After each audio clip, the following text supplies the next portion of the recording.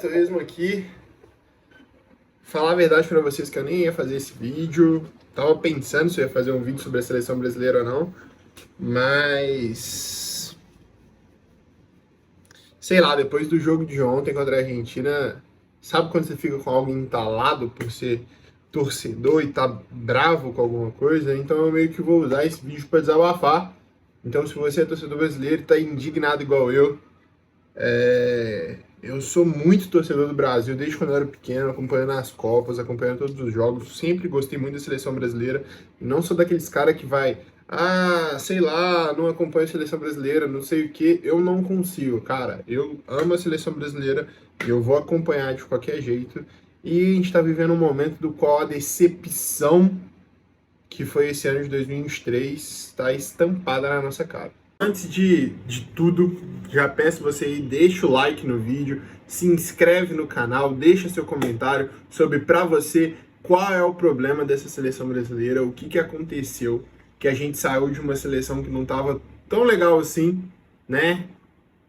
Aparentemente hoje a gente conseguiu ver que era uma ótima seleção, sim, em 2022, para essa tristeza que a gente está vivendo hoje. Vamos lá.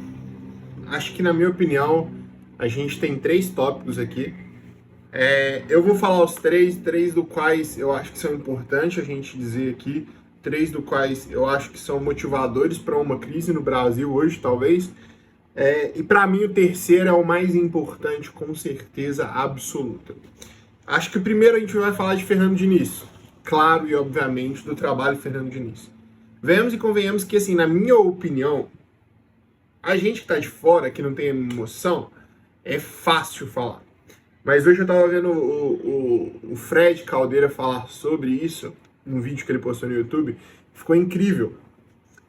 Ele falando que, cara, o Fernando Diniz já abraçou um trabalho que é morto, sabe? Ele já pegou uma parada impossível de fazer.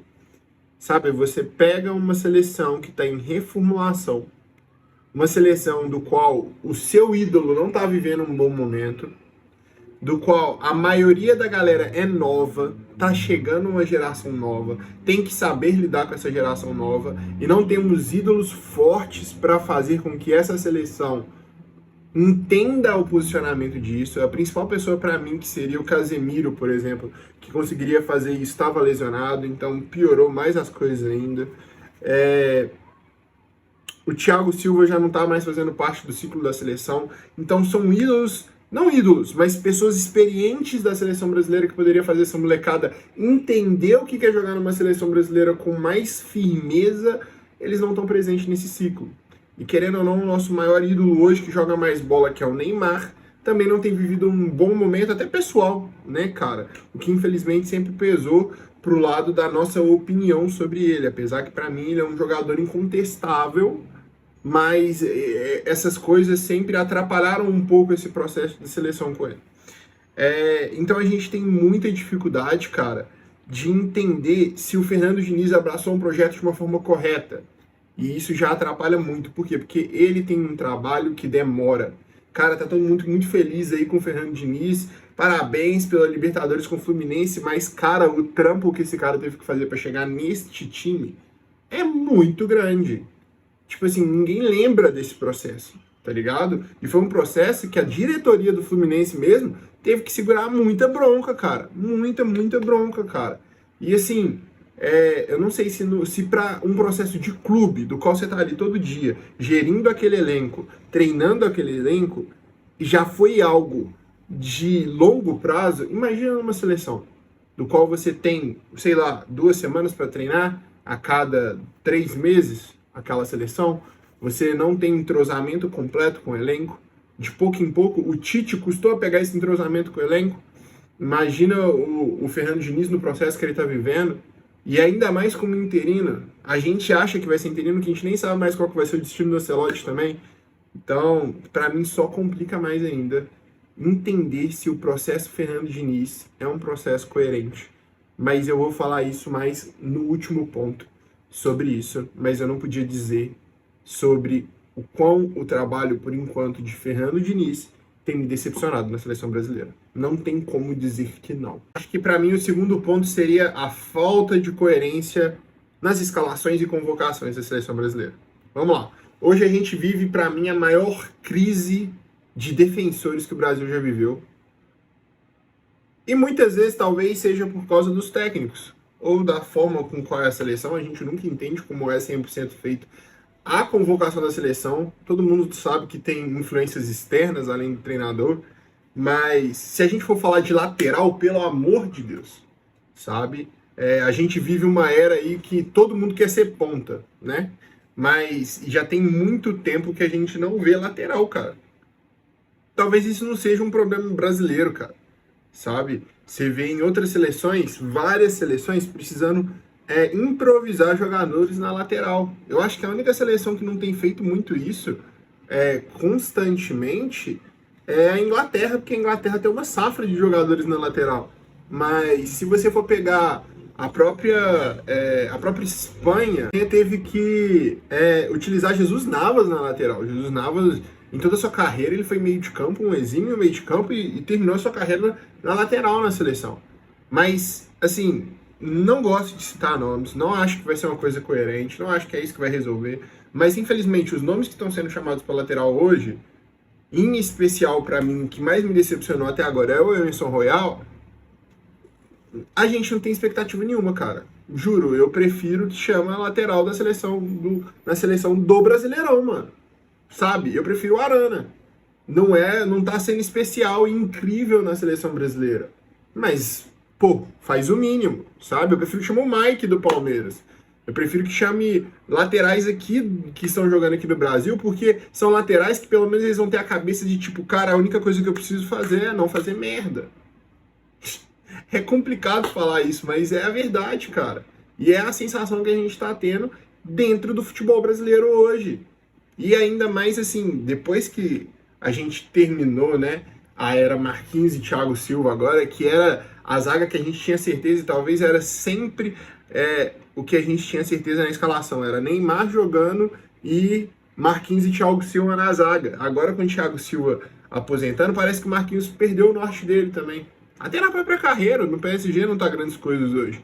E tem sido difícil encontrar uma dupla boa pro Marquinhos. Ele saiu esse jogo contra a Argentina machucado. Aí entrou o Nino, que entrou bem, jogou bem ontem. Só que o Brasil, cara, você não tem confiança na sua zaga. Ontem o Brasil terminou com o André como zagueiro, uma tática do Diniz, né, que ele já vem usando no Fluminense há muito tempo, e acredito que ele até chamou o Nino e o André exatamente para esses casos e essas necessidades, pois os dois já estavam acostumados a fazer isso, mas você não tem confiança. Pô, a gente tem Gabriel Magalhães, a gente tem o Militão tá machucado e o Bremer, que para mim são os zagueiros que tem mais nome aí, pipocando do Brasil na zaga, tirando o Marquinhos, né? E aqui mesmo, dentro do Brasil, a gente tem o Beraldo aí sendo muito falado, o próprio Murilo do Palmeiras, o Nino. Só que, cara, a gente precisa ter a noção que, tipo assim, pode surgir novos zagueiros, igual estão surgindo aqui, Beraldo, Murilo, que precisam de chance também, junto com o Nino na seleção brasileira, mas a gente precisa ter um cara que a gente vai falar, é jogo sério, é Brasil e Argentina, a zaga é essa. É essa zaga, esses são os laterais. Hoje a gente não tem isso. E dói para a seleção brasileira não ter isso. Porque você perde total confiança. Você não sabe quem que é o time titular. Você não sabe quem que é aquele time que você fala, esse time aqui vai resolver o problema. A gente pode testar outras coisas, a gente pode construir outras coisas, mas a gente tem isso aqui como base. Hoje o Brasil não tem. Bem, e para mim o terceiro e último tópico, e para mim aqui vai a minha verdadeira e mais pesada opinião sobre tudo isso, e a mais clara de todas é: a culpa é da tal da CBF e do tal do Edinaldo Rodrigues, presidente dessa grande federação, a CBF, que a gente tanto ama, né? Cara, o que vocês fizeram é absurdo, juro. A gente acompanha o Brasileirão, a gente vê vários presidentes tendo péssimas gestões de clubes, mas o que vocês estão fazendo com a seleção brasileira é maluquice. Eu vou falar a minha opinião. Vocês não podem não concordar, né? Mas é simples. Para mim, a seleção brasileira não espera técnico nenhum. Cara, você tem um projeto de renovação, cara. Um projeto que a maioria da galera que vai jogar agora é jovem. É Rodrigo, é Vinícius Júnior, é Endrick entrando. Aí no meio de campo, o André, que é novo, né? Entrando agora nesse ciclo de seleção. Como a gente falou, a zaga sendo renovada. E aí tu coloca vários técnicos para gerir isso e para colocar isso como esse processo e só dificulta mais a adaptação dessa galera para a seleção brasileira. Primeiramente, para mim, no caráter, sei lá, estratégico, para mim não faz sentido, sabe? Você bota lá, aí tem o Ramon Menezes, não lembro o nome certinho, que era sub-20, né, e treinou a seleção 2 partidas, aí agora o Diniz, todos em prol da espera do Ancelotti, que inclusive tem notícias aí de que talvez ele vá renovar com o Real Madrid. Que beleza. Imagina a gente esperando esse tempo todo e o cara não vem. Assim, cara, eu sou fanzaço do Ancelotti. Acho ele um baita técnico. E ele é um baita técnico. Mas não existe técnico no mundo que faça a seleção brasileira esperar. A seleção brasileira é o tipo de seleção que você chama. Vem, veio. Não veio, não veio. É convocação. Não é pedido. Cara, a seleção brasileira está te chamando para treinar e para vir aqui ser o técnico da nossa seleção. Pô, não posso ir agora. Beleza, valeu, vou ali procurar outro. Acabou, cara. Não tem conversa. Olha o tamanho dessa seleção. A única que tem 5 Copas do Mundo, cara. É a única que você sabe que em toda a Copa vai estar lá, cara. A única que nunca faltou uma Copa. A única que sempre tem um cara que sai não sei da onde que a gente tira da nossa base, mas sempre tem um cara jogando muita bola, tem um cara que é destaque. Nas finais de Champions sempre tem um brasileiro lá. Não é possível que a gente olhe para a seleção brasileira e fala que a gente precisa esperar um técnico, que a gente precisa esperar alguém ter a boa vontade de treinar a seleção brasileira, cara. Não, me indigna isso, cara, me indigna. Porque agora você pega o Fernando Diniz, que dá um trabalho morto pro cara, dá um trabalho que não vai dar certo, e aí você pega um cara que precisa de longo prazo, uma coisa é, Diniz, você vai ser treinador da seleção. Aí a gente sabe que a gente está sacrificando esses jogos agora em prol de um futuro do qual o sistema dele vai estar melhor encaixado. Só que hoje a gente está sacrificando os jogos por um futuro que a gente não sabe nem quem é o técnico da seleção. Os jogadores estão lá se matando para entender o esquema do Diniz, sendo que no futuro bem provável que não seja ele. E é um futuro próximo.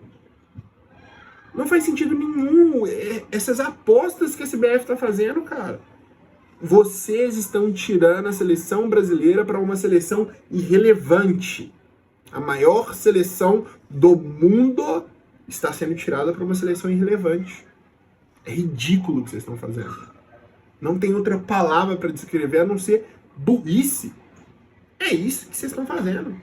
Porque não faz sentido isso, cara. Não faz sentido. Aí o cara não vem, vai ir atrás de outro técnico, se arrastar por outro técnico para mudar todo o esquema de novo, mudar toda a forma de convocação, mudar todo o estilo de jogo. Cara, sério, é um script de que vai dar ruim. E se continuar assim, eu não tenho esperança nenhuma. Mas então, é isso. Espero que você tenha gostado do vídeo. Não esquece de curtir, se inscreve, comenta aí qual para você é o grande problema da seleção brasileira. Eu prometo para vocês, não vou deixar de amar essa seleção, torcer por ela. Mas está ridículo o processo que a gente tem vivido. O Brasil não é seleção para viver o que está passando.